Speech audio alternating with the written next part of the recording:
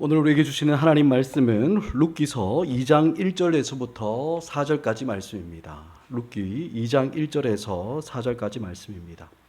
제가 가지고 있는 성경으로는 구약 성경 403쪽쯤에 있습니다. 룻기 2장 1절에서 4절까지 다 찾으셨으면 제가 먼저 읽고 여러분이 읽는 순서로 말씀을 교독해서 우리 함께 읽도록 하겠습니다. 제가 먼저 1절 읽습니다.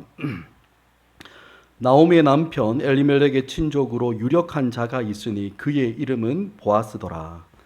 모압 여인 룻이 나오미에게 이르되 원하건대 내가 밭으로 가서 내가 누구에게 은혜를 입으면 그를 따라서 이삭을 주겠나이다 하니 나오미가 그에게 이르되 내 딸아 갈지어다 하매 룻이 가서 베는 자를 따라 밭에서 이삭을 줍는데 우연히 엘리멜렉의 친족 보아스에게 속한 밭에 이르렀더라. 마침 보아스가 베들레헴으로부터 와서 베는 자들에게 이르되 여호와께서 너희와 함께 하시기를 원하노라 하니 그들이 대답하되 여호와께서 당신에게 복 주시기를 원하나이다 하니라. 아멘. 우리가 신앙생활을 하면서 다들 나도 믿음을 따라서 말씀을 따라서 제대로 한번 살아보겠다라는 그런 결단들을 한 번쯤은 여러분들 아마 다 해보셨을 겁니다. 특히 우리가 이 룻기 말씀에서 보는 것처럼 이 성경에서 말하고 있는 이 진짜 사랑, 정말 세상의 어떤 감각적이고 감정에 매여 있는 그런 사랑 말고요, 진짜 하나님께서 우리에게 보이셨던 이 헤세드의 사랑을 나도 이 하나님의 힘을 입어서 이거 한번 해보고 싶다라는 그런 결심들 아마 한 번씩은 다 해봤을 겁니다. 하지만 막상 우리가 이런 믿음의 삶을 결심하고 행하려고 하면 여러분 우리 마음에 찾아오는 게 있습니다. 여러분 그게 뭐죠? 두려움이 찾아옵니다. 두려움. 여러분 어떤 두려움입니까? 진짜 이 말씀대로 진짜 내가 이 믿음의 삶을 살면 결국 나만 이렇게 손해보다가 내 인생 망치는 게 아닐까 하는 그런 두려움입니다. 헤세드의 사랑을 다른 사람들에게 그냥 베풀기만 하다가 결국 보니까 다른 사람들만 다 좋은 일 하고 정작 나는 아무것도 없이 그냥 그렇게 인생을 마치는 게 아닐까 하는 그런 두려움이 마음에서 올라오는 거예요. 물론 우리는 하나님의 말씀을 따라 살아가야 한다라는 것에 다 동의합니다. 그래서 정말 사랑하기 쉽지 않은 사람들을 그 말씀을 따라서 제대로 한번 사랑하려고 헤세드의 그 사랑을 한번 해보려고 결심도 하죠. 하지만 자꾸 우리 마음에는 이렇게 하다가 나만 실컷 고생하고 나만 마음 다 상하고 그냥 아무런 효과 없이 결과 없이 그냥 우리의 삶이 이렇게 끝나버리면 이게 어리석은 짓은 아닐까 하는 두려움이 우리 가운데 있는 겁니다. 하지만 사랑하는 여러분, 성경이 우리에게 가르치고 있는 가장 중요한 진리 중에 하나가 부활입니다. 부활. 많은 사람들은 이 세상에서 태어나서 살다가 죽으면 그것이 끝이라고 생각합니다. 하지만 성경은 우리에게 뭐 있다고 합니까? 부활이 있다고 말씀해요. 여러분 뭡니까? 죽음이 끝이 아니라는 겁니다. 우리가 이 땅에서 살다가 그냥 아무 열매도 없이 아무런 결과도 없이 그냥 흐지부지하며 우리의 인생이 그냥 끝나는 법이 있다는 겁니까? 없다는 겁니까? 없다라는 거예요. 뭡니까? 부활이 우리 가운데 있다라는 겁니다. 물론 성도인 우리가 이 땅을 살아가면서 경험하고 느끼는 것이 무엇입니까? 우리는 여전히 불완전한 존재다라는 거, 나는 완전하지 않다라는 거, 그거 많이 느끼고 경험합니다. 오랫동안 우리가 예수님을 믿기도 하고 말씀도 많이 보고 기도도 많이 하면서 깨달아 알게 된 그 하나님의 뜻대로 그 하나님의 말씀대로 살아가려고 애쓰며 수고합니다. 하지만 그때마다 우리는 나는 아직 한참 멀었구나, 나는 여전히 불완전한 존재구나라는 것을 발견하죠. 그래서 때때로 우리 자신에게 실망하기도 하고 내 믿음이 정말 요거밖에 안 되나 라는 그런 마음이 들 때가 우리에게 많은 겁니다.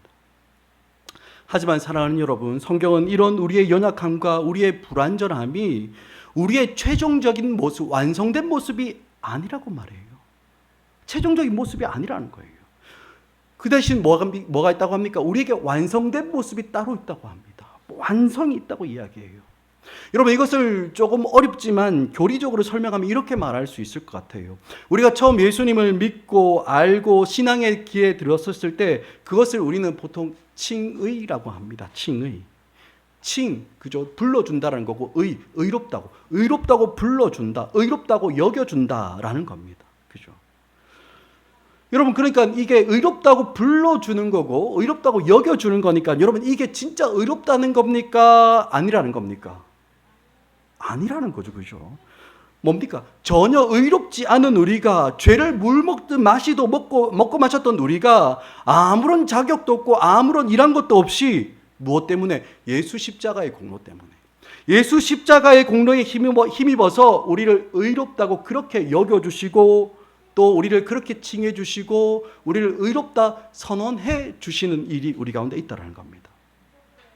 여러분, 그런데 이렇게 우리에게 이렇게 의롭다 여겨지는 것으로 우리의 모든 신앙생활이 끝나는 게 아니죠. 여러분, 여기에서부터 시작하는 겁니다. 출발하는 거예요.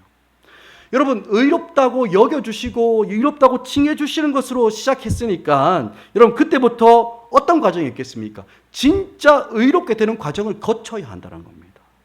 정말 거룩하고 정말 정결하고 성결하게 되는 그 변화되는 그 과정, 여러분, 이것을 성화라고 이야기합니다. 성화. 물론 이 성화라는 것은 아주 더딥니다. 우리가 원하는 대로 막 빠르게 이루어지지 않아요.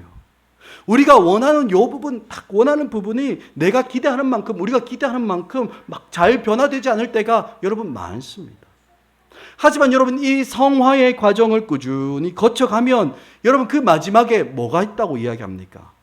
반드시 구원의 완성인 영화에 이르게 된다라고 성경은 이야기해요. 여러분, 이것이 성경이 우리에게 약속해 주는 바입니다. 그러니 사랑하는 여러분, 우리가 믿음의 삶을 살아가고 정말 바른 사랑을 행하며 살아갈 때 아무도 알아주지 않고 아무런 열매를 맺지 못하고 그냥 끝나버리는 그런 일은 없다라는 겁니다. 반드시 하나님이 무엇을 주십니까? 결과를 주시는 거예요. 사랑하는 여러분, 하나님은 살아계십니다. 여러분, 믿으십니까? 아멘. 그죠? 예수님께서 십자가에 달려 죽으심으로 다 끝난 게 아니라 부활하셔서 승천하셨습니다. 그런 열매와 결과 있어요. 하지만 여러분, 여기에서 끝납니까? 아니죠. 뿐만 아니라 뭡니까? 주님의 교회와 주님의 사람들인 우리 성도들이 그 예수 십자가의 결과와 열매로 우리에게 딱 있지 않습니까? 여러분, 그러니까 결과 없이 그냥 끝나는 법이 없다라고 성경은 우리에게 이야기하는 겁니다. 물론 우리가 예수님의 사람으로 부름받아 성화의 과정을 지나갈 때 수많은 부족함들이 나타나고 시행착오도 있고 잘 안 되는 것처럼 보이긴 그런 순간들도 있습니다. 하지만 하나님은 우리를 영화로운 자리까지 인도하시고 또 이끌어 가신다는 것, 그것을 틀림없이 우리에게 약속해 주시는 거예요. 여러분, 이런 하나님의 일하심이 어떻게 구체적으로 나타나는지를 보여주는 중요한 장면이 여러분, 오늘 우리가 함께 읽은 본문에서부터 시작하는 겁니다. 여러분, 지금까지 우리가 룻기를 봤는데 룻기 1장에서 보았던 룻의 삶을 한마디로 요약하면 뭐겠습니까? 내리막길이었습니다. 계속해서 내려가는 거예요. 남편이 이렇습니다. 또 시어머니를 향한 헤세드의 사랑, 책임지는 사랑을 믿음으로 하려고 아무것도 보장되지 않는 그 미래를 선택하여서 너무나 낯선 베들레헴 땅으로 딱 들어왔어요. 그냥 모압 땅에 너희 고향 집에 남아있으라는 그 시어머니 나오미 말에 못 이기는 척하고 그냥 그 땅에 남아서 새로운 남편 얻고 다시 출발했다면, 여러분, 그래도 남은 인생을 좀 행복하게 살 수 있는 그런 가능성이라도 그에게 있지 않았겠습니까? 그죠? 여러분, 그랬을 텐데, 여러분, 룻은 어떻게 선택합니까? 시어머니와 함께 아무것도 보장되지 않는 그 땅으로 오는 겁니다. 게다가 여러분, 이렇게 많은 대가를 지불하며 믿음으로 사랑을 선택하면서 시어머니를 쫓아왔는데 베들레헴에 딱 도착하니까 여러분, 시어머니 안중에 룻이 있었습니까? 없었습니까? 없었어요. 그죠? 지난주에 봤던 것처럼 나오미가 성읍 사람들에게 했던 그 이야기 속에는 룻에 대한 관심, 룻에 대한 배려 전혀 없었습니다. 자기 미래와 행복한 삶을 포기하면서 정말 사랑의 대가를 지불하고 헌신과 수고로 이 베들레헴까지 왔는데, 여러분, 오히려 룻은 그곳에서 뭐합니까? 외로운 사랑을 혼자서 하고 있는 겁니다. 하지만 사랑하는 여러분, 우리가 믿음으로 사랑을 하다가 실패와 같은 자리를 경험할 때 여러분, 절대로 낙심하고 포기하시면 안 되는 겁니다. 여러분, 하나님의 때가 되면, 하나님의 시간표가 되면 하나님은 우리의 삶에 적극적이고 구체적으로 간섭하시고 개입하시기 시작하시는 겁니다. 여러분, 하나님은 우리를 그냥 내버려 두시는 분이 아니세요. 그냥 가만히 지켜보다가 마지막 때에 막 최후의 종말이 돼서야 우리를 심판하시겠다고 그렇게 달려드시는 분, 여러분, 그런 분이 우리 하나님이 아니십니다. 여러분, 우리 하나님은요, 우리가 살아가는 그 삶의 자리에 찾아오시는 분이십니다. 주님께서 간섭하시고 주님께서 우리의 삶에 개입하시는 그런 분이신 거예요. 정말 내리막길 같았던 룻의 삶에 정말 믿음으로 순종하며 책임지는 사랑 때문에 그 끝을 알 수 없는 길을 걸어가며 희생하고 대가를 지불하며 외로운 사랑을 하던 그 룻의 삶에 하나님께서 간섭하시고 하나님께서 개입하시고 그의 삶의 변화와 회복이 시작되기 시작하는 겁니다. 여러분, 그런데 여러분, 이 룻의 변화와 회복이 어디서부터 오고 있습니까? 여러분, 1절 보시기 바랍니다. 우리 1절 말씀 우리 다시 한 번 더 같이 읽습니다. 시작. 나오미의 남편 자가 있으니 그의 이름은 보아스더라. 아멘. 여러분, 2장 1절을 보니까 우리 1장에서 보지 못했던 사람 한 사람이 등장합니다. 누굽니까? 보아스. 예, 그죠. 보아스입니다. 하나님께서 이 보아스를 딱 등장시켜서 룻의 삶을 축복하시고 변화시키는 통로로 사용하시는 거예요. 여러분, 물론 우리가 원하는 삶의 변화는 여러분 어떤 겁니까? 내가 부자 되는 거, 그거 원하지 않습니까? 그죠? 내가 필요할 때 얼마든지 내가 마음대로 끄집어 쓸 수 있도록 내가 부자 되는 거, 그거 우리 원합니다. 아니면 내가 높은 자리 가서 다른 사람들에게 막 기죽지 않고 무시당하지 않는 거예요. 내가 훌륭한 사람, 내가 높은 사람이 돼서 다른 사람들에게 막 겸손하게 쫙 섬기면 다른 사람들이 나를 존귀하게 여겨주는 그런 사람, 여러분, 그런 사람 되고 싶은 게 여러분 우리의 마음입니다. 그런데 여러분, 오늘 말씀 보시기 바랍니다. 하나님이 룻의 삶을 변화시키시고 복주시는 방식을 보면 여러분 어떻습니까? 보아스라는 한 인물을 룻의 삶에 들어오게 하셔서 이 사람, 이 인격을 통해서 룻의 삶을 변화시키시고 복을 주시는 것, 여러분, 그것이 하나님의 방법이라고 우리에게 소개하고 있는 겁니다. 여러분, 이런 측면을 생각해 보면 이 결혼이라는 방식이 얼마나 귀하고 신비로운 축복인지 몰라요. 여러분, 결혼은 좋은 사람이 좋은 사람 만나서 더 좋은 사람 된다, 여러분, 그런 방식이 결혼이 아닙니다. 여러분, 어떤 겁니까? 각 사람이 서로의 배우자를 만나서 서로의 많은 수고와 희생을 통해 서로가 함께 빚어져 가고, 그런 서로의 희생과 수고를 서로가 잘 알아줌으로써 함께 영광으로 나아가는 것, 여러분, 그런 방식이 결혼인 거예요. 그래서 성경은 서로의 배우자를 향해서 뭐라고 이야기합니까? 돕는 배필이다라고 그렇게 이야기하는 겁니다. 아무리 좋은 자질을 가지고 있는 사람이라 하더라도 돕는 배필인 배우자를 만나기 전까지는 어떻습니까? 너무나 연약한 존재이고 불완전한 존재인 겁니다. 많은 부분이 부족하고 모자랍니다. 아무리 훌륭한 부모 밑에서 좋은 선생님들을 많이 만나고 좋은 환경에서 그렇게 자라난다 하더라도 여러분, 여전히 완전하지 않습니다. 여러분, 그래서 누구를 만나야 하고 누구와 함께 해야 합니까? 돕는 배필이라고 불리는 배우자를 만나야지 여러분, 그 안에 있는, 그 사람 안에 있는 아름다움과 존귀함이 살아나기 시작하는 거예요. 어떻게 해요? 결혼 안에서 서로를 향한 책임지는 사랑의 그 수고와 희생을 통해서 그렇게 빚어져 가는 겁니다. 여러분, 세상이 말하는 것처럼 결혼 생활을 할 때 좀 덜 싸우면서 행복한 게 여러분, 이 세상에 어디에 있겠습니까? 그죠? 서로의 인격과 인격이 부딪힘에도 불구하고 서로가 정말 책임지는 사랑을 하는 줄 아는 거예요. 그렇게 믿고 서로를 끝까지 사랑하고 붙들며 서로가 다듬어지고 빚어져 가면서 서로가 빛나는 영광과 기쁨을 경험해가는 것이 여러분, 이 결혼 안에 있는 참된 묘미와 기쁨 아니겠습니까? 서로를 통해서 더 다듬어지는 겁니다. 서로를 통해서 더 아름답게 빚어져 가는 거예요. 절대로 나 혼자 스스로 되는 것이 아니라 서로를 통해서 배우게 되고 익히고 훈련된 것임을 우리가 그렇게 알고 그 안에서 함께 기뻐하고 즐거워하는 것, 여러분, 이것이 결혼의 묘미인 겁니다. 여러분, 이 룻의 삶을 보시기 바랍니다. 하나님께서 룻 개인에게 하늘 문을 열어주셔서 복을 부어주시는 것, 여러분, 그런 게 아닙니다. 룻의 삶을 정말 영광스럽게 바꾸어내는 누구입니까? 보아스라는 인물을 그 옆에 딱 붙여주시는 겁니다. 룻이 걸어왔던 그 믿음의 길, 희생과 포기로 걸어왔던 이 헤세드의 사랑의 길에 정말 풍성한 그 열매가 맺어지도록 하나님께서 보아스라는 인물을 그 옆에 붙여주시는 거예요. 사랑하는 여러분, 청년들 특별히 좀 잘 들으시기 바랍니다. 우리 인생 똑같습니다. 그죠? 여러분, 결혼을 통해서 우리가 다듬어져 가고 빚어져 가는 거예요. 사실 지난 7월 2일이 저와 아내가 결혼한 지 20년 되는 날이었습니다. 그런데 사실 아무것도 기억하지 못한 채 그냥 쓱 지나가 버렸어요. 그래서 얼마나 시달렸는지 모릅니다. 여러분, 그런데 생각해 보면 지난 20년 동안 참 많이 부딪혔습니다. 저희 아내랑. 여러분, 어떤 목사님들은 사모님과 한 번도 나는 싸운 적이 없다라고 막 자랑하시던데, 여러분, 저는 그걸 안 믿습니다. 그 목사님의 말씀을. 왜? 내가 살아보니까 그걸 안 되던데요. 엄청 투닥투닥 많이 했습니다.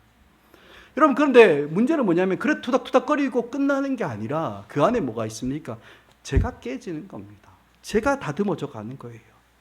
내 뜻과 내 생각이 맞다고 끝까지 고집 피우기도 하고, 제 잘난 맛에 살아왔던 제 자신에 대해서 많이 실망하기도 했습니다. 그리고 제 성질과 인격이 이렇게 어이없이 막 아무것도 아니라는 거, 그거 깨닫기도 하고요. 그리고 내가 사랑하기로 결정하고 사랑하는 사람과 그거를 딱 해서 내가 사랑하기로 결정해서 결혼을 했는데도 내가 이거 사랑하는 거 제대로 할 줄도 모르는구나. 그게 안 되는 제 자신을 보면서 사랑도 배우고 제 성품도 다듬어져 가고, 여러분, 그런 결혼 생활을 했으니까 여러분, 그 안에 토닥거리고 막 다투고 부딪히는 거 없으면 여러분, 그게 바른 사랑, 바른 결혼이 되겠습니까? 그 안에 있습니다. 토닥거림이 있고 다름이 있죠. 하지만 여러분, 그 안에서 뭡니까? 다듬어지고 훈련되면서 우리 안에 아름다움과 영광이 나타나도록, 그렇게 하나님께서 결혼을 통해서 배우자를 허락하시고 우리를 그렇게 변화시키시고 다듬어 가시는 겁니다. 사랑하는 여러분, 지금 하나님께서는 이 헤세드의 길, 사랑의 길을 가는 룻에게 열매를 주시고 그 결과를 주시기 위해서 사람을 딱 붙여주시는 거예요. 전혀 상상할 수 없었던 보아스라는 그 인물을 룻에게 보내주심으로 그의 삶을 바꾸어내는 그 역전이 일어나게 하시는 겁니다. 여러분, 그렇다면 오늘 처음 등장하는 이 보아스를 여러분, 성경은 어떻게 이야기하고 있습니까? 여러분, 1절을 보시면요, 그를 유력한 자다라고 이렇게 소개합니다. 유력한 자가 있으니 이렇게 이야기하죠. 유력하다는 게 뭡니까? 힘이 있다는 이야기입니다. 힘이 있다는 거예요. 돈이 있고 권세도 있다는 겁니다.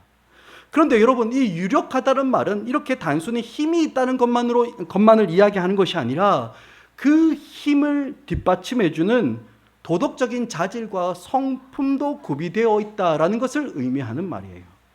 그러니까 말하자면 힘과 권세와 돈이 있을 뿐만 아니라 또 뭐가 있다는 겁니까? 성품과 자질도 잘 구비되어 있는 그런 인물이 바로 이 보아스다라는 겁니다.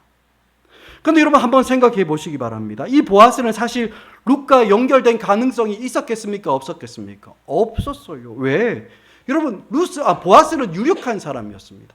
여러분, 유력한 사람이 사는 세계가 따로 있고, 또 여러분, 남편 잃은 과부에다가 이방 여인이었던 룻이 사는 세계가 여러분 따로 있지 않겠습니까? 그러니까 접점이 없는 거예요. 인생이 완전 달라요. 그러니 여러분, 이 룻과 보아스가 만날 수 있는 가능성 여러분 제로입니다. 그런데도 이 룻과 보아스가 만나고 또 보아스가 이 룻의 삶으로 들어가게 됩니다. 여러분, 어떻게 그런 일이 일어났습니까? 2절 말씀입니다. 2절 말씀 우리 함께 읽습니다. 시작. 모압 여인 룻이 나오미에게 이르되 은혜를 입으면 그를 따라서 이삭을 주겠나이다 하니 나오미가 그에게 이르되 내 따라 갈지어다 하매. 아멘. 여러분, 이 2절 말씀을 보니까 지금 롯과 보아스를 연결시켜 주시는 하나님의 귀중한 통로가 여러분 뭐로 보입니까? 이삭죽기입니다. 이삭죽기. 그죠? 여러분, 그림 한번 띄워주시기 바랍니다. 이런 그림 보신 적이 있을 텐데, 여러분이 많이 봤죠, 그죠? 이삭죽기. 밀레가 그린 이삭죽기입니다. 책에서도 나오고 아이들이 볼 정도니까 여러분들 다 봤지 않겠습니까, 그죠? 여러분, 이겁니다, 이거. 추수가 끝난 밭에서 이삭을 줍는 여인을 그리고 있는 밀레의 그림이에요. 요거를 통해서 하나님께서 연결해 주시는 겁니다. 여러분, 우리가 지난주에 보았던 것처럼 루카 나오미가 베들레헴에 왔을 때가 언제였습니까? 보리 추수가 시작되던 때였습니다. 그런데 여러분, 이 보리 추수를 할 때에 이스라엘 백성들이 꼭 기억해야 되는 일이 있었는데, 레위기 19장 9절에 그 말씀이 나옵니다. 레위기 19장 9절 말씀 우리 함께 같이 읽습니다. 시작. 너희가 너희 땅에서 곡식을 거둘 때에 너는 반 모퉁이까지 다 거두지 말고 내 떨어진 이삭도 줍지 말며. 여러분, 이 말씀을 보니까 뭐가 나옵니까? 이스라엘 백성들이 추수할 때 하면 안 되는 일이 두 가지 나오죠. 먼저는 뭡니까? 추수하는데 반 모퉁이까지 싹 깨끗하게 다 거두면 안 된다라고 말씀하세요. 그죠? 반 모퉁이에 있는 이삭은 그냥 남겨놓는 겁니다. 이들의 원칙이었어요. 또 하나는 더 있습니다. 뭡니까? 추수한 곡식을 이렇게 거두어 옮길 때 이삭이 막 떨어질 거 아닙니까? 그런데 그 떨어진 이삭 아까워서 아이고 아까워라, 이거 주우면 된다 안 된다? 안 된다라고 이야기합니다. 여러분, 왜 이렇게 하나님께서 이렇게 말씀을 만들어 놓았을까요? 그 이유가 10절에 나옵니다. 레위기 19장 10절 말씀도 보여주세요. 쭉 보시면, 이렇게 보시면 중간 가난한 사람과, 여기서부터 나오죠. 우리 하반절 가난한 사람과 거기서부터 같이 하겠습니다. 시작. 가난한 사람과 거류민을 위하여 버려두라. 나는 너희의 하나님 여호와시다. 아멘. 여러분, 그러니까 이 가난한 과부와 고아들이 그 떨어진 이삭을 주워 먹을 수 있도록 하나님께서 말씀으로, 율법으로 딱 규정해 놓으신 겁니다. 여러분, 요즘식으로 말하면 사회보장제도를 하나님께서 만들어 놓으신 거예요. 가난한 사람들이 굶어 죽지 않도록 보호하기 위해서 만들어 놓은 가장 기초적인 사회적 장치가 바로 이 이삭 죽기였던 겁니다. 그런데 여러분, 오늘 본문을 보니까 이 이삭 죽기를 하려고 누가 나섭니까? 룻이 지금 나서고 있는 거예요. 그런데 여러분, 사실 이 이삭 죽기를 하루 종일 열심히 한다고 해서 여러분 얼마나 줍겠습니까? 그거를. 당시 문화에 따르면 한 사람이 하루 종일 수고해서 이삭을 주우면 한 1kg 정도 줍는다고 해요. 많이 줍는 거죠, 사실. 그래도. 그런데 이 1kg가 막 알곡 1kg가 아니고 이 뭡니까? 뭐 아직 까지 않았는 거, 막 줄기 붙어 있는 거, 그런 거 다 쳐서 1kg 정도 준다고 해요. 그러니까 이거는 한 사람, 두 사람이 겨우 근근히 하루 정도 먹을 수 있는 그런 분량을 겨우 줍는 겁니다. 그러니까 여러분, 사실 이 이삭 죽기를 룻이 지금 하고 있지만, 이 이삭 죽기는 지금 나오미 룻의 삶을 근본적으로 해결해 줄 수 있는 그런 방식은 아닌 겁니다. 그죠? 그냥 지금 잠시, 그것도 추수할 때니까 지금 잠깐 할 수 있는 임시 방편이 이 이삭 죽기인 겁니다.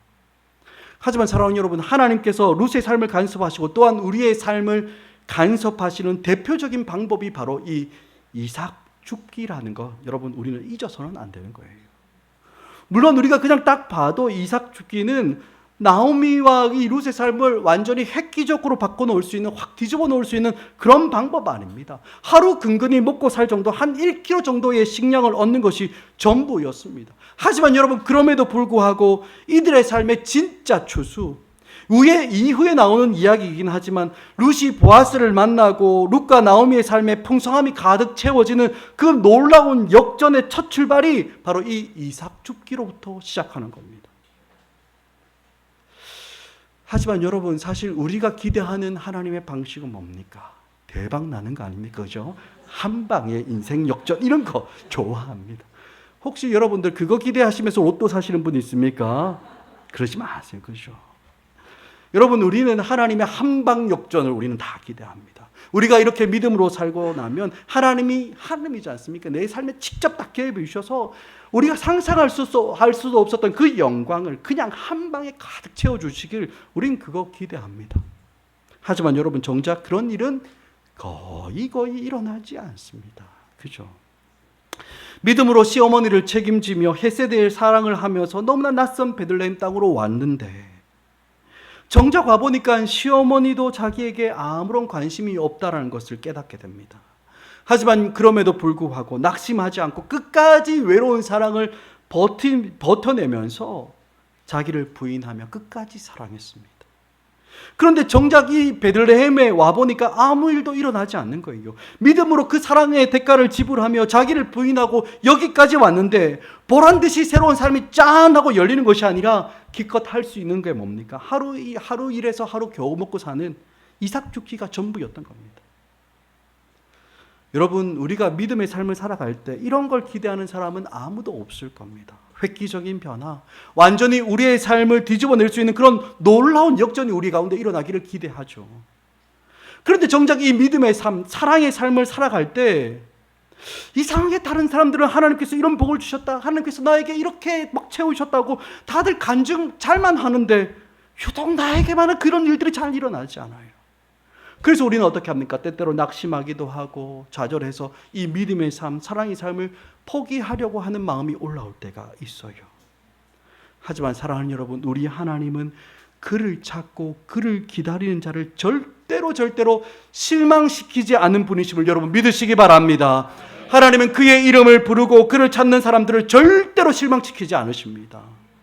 하지만 동시에 하나님의 응답에는 반드시 그 과정과 단계가 있다는 것도 우리는 기억해야 한다는 겁니다. 여러분, 그렇다면 우리가 반드시 거쳐야 하고 지나가야 하는 과정과 단계가 무엇입니까? 오늘 본문에 나오는 바로 이삭 죽기라는 겁니다. 여러분, 이 이삭 죽기가 어떤 겁니까? 작은 일이에요. 아주 작은 일입니다. 보잘것없는 일입니다. 여러분, 우리가 이삭 죽기를 한다고 해서 이야 와 너무 대단한 일인데 부럽다 할 사람 아무도 없습니다. 그죠? 우리 자녀들이 혹시나 아빠 나는 이제 자라서 커서 이삭 죽기를 할 거예요 막 그렇게 이야기하면 이야 사랑하는 아들아 네가 이렇게 귀한 일을 품고 있구나 하고 축복해 줄 사람이 있습니까? 아무도 없을걸요. 여러분, 그러니까 이 이삭 죽기라는 일은 아이들이 꿈과 희망으로 여겨질 수 있는 그런 일이 아니라 너무나 보잘것없는 아무것도 아닌 너무나 작은 일인 겁니다. 고아나 과부가 정말 그 사람들은 웬만하면 안 하고 싶은데 정말 할 수 있는 게 아무것도 없어서 정말 먹고 사는 것이 너무너무 힘들어서 억지로 하는 일이 바로 이 이삭 죽기인 겁니다. 게다가 여러분, 이 이삭 죽기를 하려고 하면 여러분 자세가 어떻습니까? 여러분 그림 한번 다시 보여주시기 바랍니다. 그림 보시면요, 이삭 죽기 하는 여인들의 모습이 어떻습니까? 다 어떻습니까? 허리를 다 구부리고 있어요. 뭡니까? 자기를 낮추어야지 가능한 일이라는 겁니다. 저처럼 눈이 잘 안 보이면 막 허리 굽히다 안 보이면 무릎 꿇기까지 해야 되는 일이 이 이삭 죽기인 겁니다. 그죠? 여러분 뭡니까? 너무나 자존심 상하고 너무나 아픈 일이 이 이삭 죽기라는 겁니다. 그러니까 여러분 아무리 봐도 이 이삭 죽기는 큰 추수, 큰 영광을 가져올 만한 그런 일이 아니라는 거예요. 정말 룻과 나오미의 문제를 본질적으로 해결하고 이들의 아픔을 근본적으로 치유하고 회복시키는 그런 일처럼 그렇게 보이지가 않는 겁니다. 하지만 사랑하는 여러분, 우리 하나님은요, 아무것도 아닌 것처럼 보이는 이 이삭 죽기에다가 진짜 하나님의 그 추수의 영광을 딱 심어놓고 계시는 분이신 줄 여러분 믿으시기 바랍니다. 모든 사람들은 돋보이는 일, 눈에 두드러지는 일, 훌륭한 일들을 꿈꾸고 소망합니다. 큰 일, 앞으로 내다볼 수 있고 또 뭡니까? 이 전망할 수 있는 비전이 있는 일, 그런 일을 하고 싶어요. 하지만 사랑하는 여러분, 아무도 원하지 않는 고작 볼품없는 이 이삭 죽기는 여러분 하나님께서 우리에게 진짜 추수를 허락하시는 핵심적인 방법 중에 하나인 겁니다. 우리가 잘 알고 있는 것처럼 룻은 이삭 죽기를 하다가 보아스를 만났습니다. 그리고 이 보아스와 결혼하면서 룻의 미래가 보장되었던 거예요. 여러분, 그런데 이 룻의 미래만 보장되었습니까? 여러분, 이 정도가 아니죠. 우리가 다 아는 것처럼 룻이 보아스와 결혼해서 낳은 아들의 이름이 오벳입니다. 여러분, 이 오벳이 누군지 아십니까? 다윗의 할아버지예요. 오벳이 이새를 낳고 이새가 다윗을 놓았던 겁니다. 뿐만 아니라 여러분, 이 다윗을 놓고 그 다음에 놓고 해서 그 계보로 누가 오셨습니까? 우리 구주 예수님이 오셨지 않습니까? 그죠? 이 세상의 눈으로 보면 이삭 죽기 아무것도 아닙니다. 하지만 하나님의 눈으로 볼 때 이 이삭 죽기는 아무것도 아닌 이 작은 일은 진짜 추수, 그저 이 땅에서 잘 먹고 잘 사는 그런 것을 보장하는 정도가 아니라 이스라엘의 모든 세대는 물론이고 지금 이 시대를 살아가는 모든 성도들이 다 기억하는 그 다윗은 물론이고 우리 구주 예수님 오심까지 이 아무것도 아닌 이방 여인 룻을 데려가 가는 너무나 영광스러운 추수를 불러오는 첫 걸음이 바로 이 이삭 죽기라고 성경은 우리에게 보여주고 있는 겁니다. 사랑하는 여러분, 하나님의 방법은 오늘도 동일한 줄 믿으시기 바랍니다. 하나님은 지금 우리 각자의 삶의 자리에서 이삭 죽기를 하고 있는 그런 사람들을 축복하시고 그들을 크게 쓰시기를 기뻐하시는 겁니다. 여러분, 처음부터 큰 힘을 되는 거 그런 건 없습니다. 하나님은 그의 사람들을 준비시켰을 때 처음부터 주목받는 자리, 처음부터 빛나는 자리에서 준비시키는 법이 없습니다.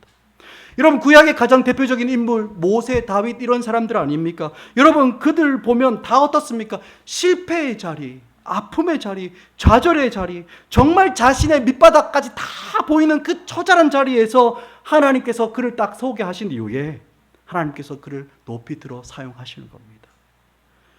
여러분, 하나님은 이삭 죽기를 제대로 하는 것이 무엇인지를 모르는 사람에게 하나님의 일을 맡기시는 법이 없어요. 예수님께서 달란트 비유를 하실 때 여러분, 우리가 예수님께서 하신 말씀 우리 다 기억하지 않습니까? 여러분, 무슨 말씀을 했습니까? 내가 작은 일에 충성하였으므로 큰 일을 맡길 것이다. 여러분, 이게 예수님의 말씀입니다. 그죠? 우리 그거 다 알고 있습니다. 원칙은 언제나 똑같은 거예요. 그뿐만 아니라 여러분, 이 달란트 비유가 나온 다음에 양과 염소의 비유가 나오는데 그때도 예수님은 지극히 작은 자 하나에게 한 것이 나에게 한 것이다, 그렇게 말씀합니다. 아니, 누가복음 16장 10절에서는 아주 정확하게 말씀하십니다. 누가복음 16장 10절 우리 함께 읽습니다. 시작. 지극히 작은 것에 충성하는 자는 충성되고 지극히 작은 것에 불의한 자는 큰 것에도 불의하니. 아멘. 여러분, 이게 뭐라고요? 하나님의 방식이라는 겁니다. 세상은 될성 부른 나무는 떡잎부터 알아본다는 말을 합니다. 그러면서 처음부터 자기 사람을 철저하게 잘 관리해 주려고 해요. 어릴 때부터 어려운 일 다 피하게 해주고 빛나고 좋은 일들 맡기면서 좋은 스펙 쌓게 해주고 관리해 주는 것, 그것이 큰 나무를 만드는 방법이다라고 세상은 그렇게 이야기합니다. 이게 세상이 좋아하는 그림이고 방식이죠. 하지만 여러분, 하나님은 우리를 그렇게 빚어가지를 않으십니다. 정말 믿음 때문에, 정말 사랑 때문에 많은 것을 포기하고 내려놓고 낮은 자리, 마치 죽는 것 같은 그런 자리를 우리로 하여금 통과하게 하시는 거예요. 아무도 알아주지 않고 어떤 결과에 대한 보장도 없는 그 길을 우리로 하여금 걸어가게 하시는 겁니다. 여러분, 오늘 룻을 보시기 바랍니다. 진짜 아무것도 없이 그저 믿음으로 사랑 때문에 자기의 미래와 삶을 내려놓고 외로운 사랑을 선택하며 그렇게 여기까지 왔습니다. 그런데 기껏 해봐야 할 수 있는 게 뭡니까? 이삭 죽기가 전부였어요. 하지만 사랑하는 여러분, 하나님이 살아계신 겁니다. 이 살아계신 하나님께서 룻을 바라보고 계시고 또한 우리가 말씀을 따라 믿음으로 헷세대의 사랑을 하며 살아가는 것을 하나님께서 보고 계시는 겁니다. 세상 모든 사람들은 주목받고 인정받는 일들을 하고 싶어 합니다. 그래서 그런 일들을 하려고 목을 매죠.